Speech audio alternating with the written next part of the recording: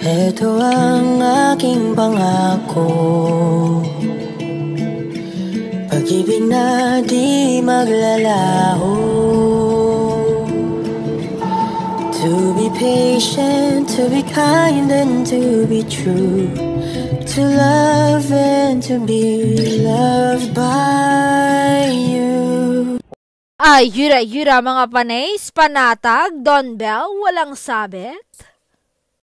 Sa gitna ng kaliwat ka ng kontrobersya sa ilang love teams, tila isang tahimik at masayang fandom ang Don Bell. Chill, solid at kampante sa kanilang idolo, habang trending ang mga issue and fidelity na kinasasangkutan ng ibang celebrities tulad nina Anthony Jennings at Maris Racal. Panatag ang Don Bell fandom dahil malinis at tapat, di umano ang relasyon nina Donnie Pangilinan at Bel Mariano on and off screen.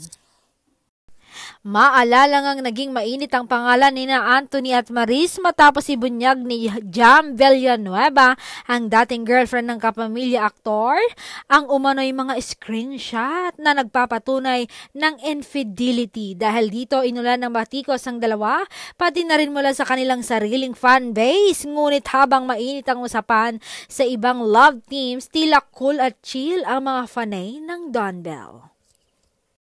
Say nga ng isang fan sa ex na dating Twitter, both single on and off-screen partners. Yung happy sila at may freedom to show their sweetness at walang inaagrabyadong ibang tao kasi naman magjowa na sila. Wala pang confirmation pero as the quote says, what you see is what you get. Panatag sa Don Bell. Dagdag pa ng isa, ang kanilang mutual respect at sweet moments on screen ay sapat na para sa kanilang fanbase na patuloy na umaasang magtatagal ang samahan ni Donnie Pangilinan at Bel Mariano, mapa-real man or real. Sa huli, ang pagiging panatag ng Don Bell fandom ay tila magandang paalala na hindi kailangang laging may intriga o drama para sa magniningning ang isang love team. Sa halip, sapat na ang tapat at totoo nilang samahan upang magbigay ng inspirasyon at kilig sa kanilang mga tagahanga.